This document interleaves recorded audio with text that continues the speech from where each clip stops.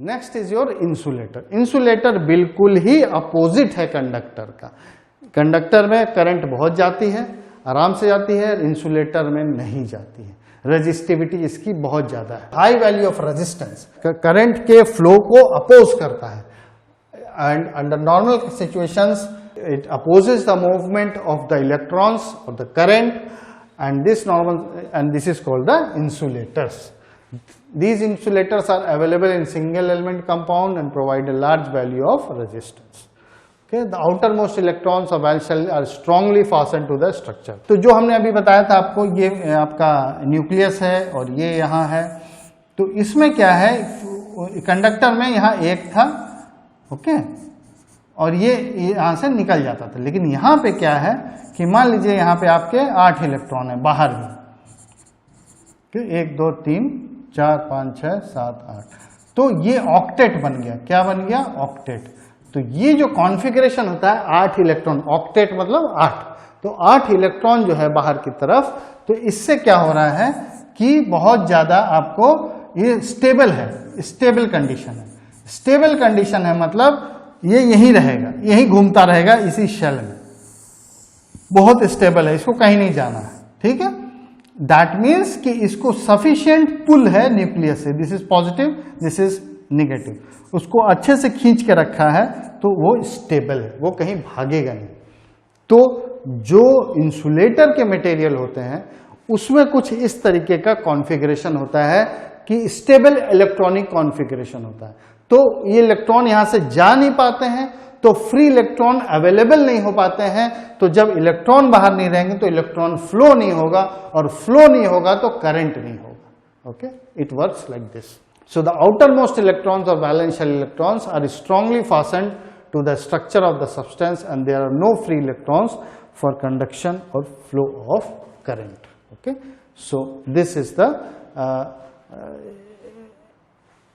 Understanding और this is the logic which is given कि insulator में करंट क्यों नहीं बह पाता है, बिकॉज जो उसका इलेक्ट्रॉनिक कॉन्फ़िगरेशन है that is stable and octet is there and it is firmly bound by the nucleus. इतना स्ट्रॉन्ग फोर्स है उसका इलेक्ट्रॉन और न्यूक्लियस के बीच में, उसने पकड़ के रखा है कि बाहर से उसको डिसलॉज करना out of that shell is difficult. It is not so easy, so that leads to less amount of availability of free electrons, so you are getting a better insulating property. ये कुछ examples हैं इसके, quartz, mica, ये सब natural है, synthetic है, rubber is organic. तो rubber लगा दीजिए आप, प्लास्टिक लगा दीजिए, माइका मिनरल है, क्वार्ट्स सिलिका है। तो इस तरीके की चीजें जो है इंसुलेटिंग है, मतलब ये अगर आप लगाएंगे तो आपको जो है करंट एक छोर से दूसरे छोर नहीं जाएगा और कंडक्ट नहीं करेगा। Okay, see these are some of the examples of insulating materials.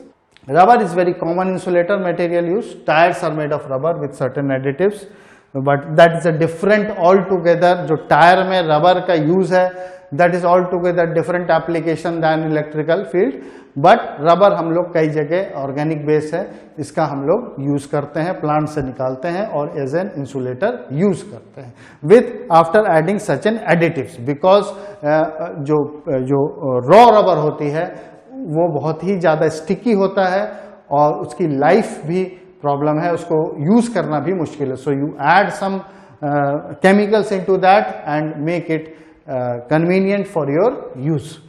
Porcelain एक है जो आपने देखा होगा, जो बिजली के पोल होते हैं उसमें सफेद सफेद ऐसे वाइट लगे रहते हैं, ठीक है। और पोर्सिलिन ऐसे देखिए तो जो घर की क्रॉकरी होती है, सेरेमिक होती है, वो भी एक पोर्सिलिन है।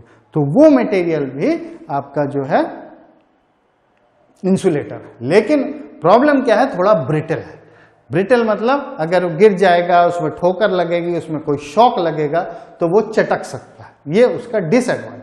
But electrical point of view से अगर आप स्टैटिक कंडीशन में कहीं रखा हुआ है, जैसे पोल के ऊपर बस वो बैठा हुआ है ना, पोल चल नहीं रहा है, हवा आती है तो वो हिलता भी नहीं है, because pole is made of iron और steel and it is very stiff.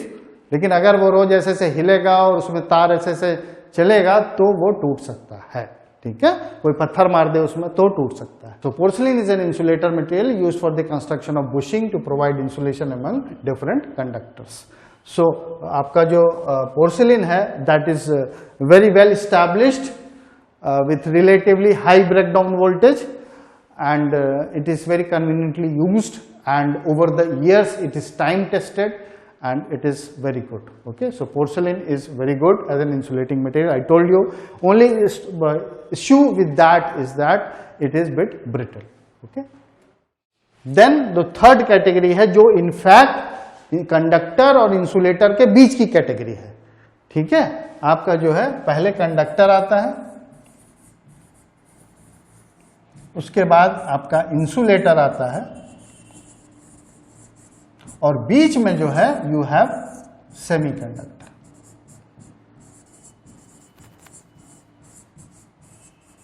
Okay, सो ये जो है इन दोनों के बीच में जो है इसकी कंडक्टिविटी है। ये क्या है, ये मान लीजिए कंडक्टिविटी मानिए या रेजिस्टिविटी मानिए, कंडक्टिविटी जो है, ठीक है, या रेजिस्टिविटी लीजिए। तो इन दोनों जो आपकी जो इंट्रिंसिक प्रॉपर्टी थी, जो हमने कहा था कि ये intrinsic property of the material है और उसी के बेस पे हम इसको कैटेगराइज कर सकते हैं, तो इसके में ये 3 सीरियल बनेगा इसमें। Okay, semiconductors are substance that conduct electricity under certain conditions. They require a medium for the conduction of electricity. Okay, they have partial properties of both conductor and non-conductors. So as I said, कि it is the properties of semiconductor is in between your conductor and insulator. Okay, semiconductors are pure material, but sometimes impurities are added to increase their degree of conductivity. तो जो raw है, जैसे आपका silicon है, okay, यह germanium है, तो इसमें जो है ये रॉ है। अब इसमें जो है ये रॉ सेमीकंडक्टर, इसकी कुछ सर्टेन कंडक्टिविटी होगी, सर्टेन रेजिस्टिविटी होगी, लेकिन इलेक्ट्रॉनिक्स में हम इससे थोड़ा सा मान लीजिए ज्यादा चाहते हैं, जितनी उसकी इनहेरेंट है उससे ज्यादा चाहते हैं, तो हम उसको जो है डोपिंग करते हैं। We call that method is called doping. Doping क्या होता है कि कुछ एक्सटर्नल मटेरियल हम बहुत ही छोटी मात्रा में उसके अंदर इंट्रोड्यूस करते हैं। ओके, उसके अंदर इंप्यूरिटी हम मिलाते हैं जानबूझ के, लेकिन ऐसा नहीं कि कुछ भी मिला दिया, कुछ पर्टिकुलर टाइप के मटेरियल हम मिलाते हैं। तो इसको 2 कैटेगरी में बांटते हैं, या तो हम पेंटावैलेंट डालते हैं, पेंटावैलेंट या ट्राइवैलेंट। ओके, तो 2 तरीके की हैं, पेंटावैलेंट, ट्राइवैलेंट। मतलब इसकी वैलेंसी 5 है, इसकी वैलेंसी 3 है। ओके, तो ऐसे मटेरियल की हम इसमें इंट्रोड्यूस करते हैं, जैसे पेंटावैलेंट में फास्फोरस इंट्रोड्यूस कर देते हैं और ट्राइवैलेंट में मे बी बोरॉन इंट्रोड्यूस कर देते हैं। ठीक है, तो ये सिलिकॉन, जर्मेनियम, ये जो है टेट्रावैलेंट है, इनकी अलग से 4 है। अभी हम will see in the next slide also. तो जस्ट आपको इंट्रोड्यूस करने के लिए बता रहे कि ये खुद की इसकी जो है टेट्रावैलेंट है, 4 वैलेंसी, 4 इलेक्ट्रॉन है इसके लास्ट में। तो अब हम इसमें जो है कुछ इंप्योरिटी डालते हैं, या तो पेंटावैलेंट या ट्राइवैलेंट, थोड़ी थोड़ी मात्रा में इसमें डालते हैं। तो उससे क्या होता है कि इसकी कंडक्टिविटी और भी चेंज आता है, उसको हम लोग एक्सप्लॉइट करते हैं इलेक्ट्रॉनिक इंडस्ट्री में। ओके, पीएन जंक्शन आपने सुना होगा, तो इस तरीके की जो पी और एन जो है, ओके, वो जो है पॉजिटिव नेगेटिव वाला होता है, उसमें जो है आप उसको उस तरीके से समझ के, पी टाइप में होल चलते हैं, एन टाइप में इलेक्ट्रॉन एक्सेस होता है। Okay, will see that.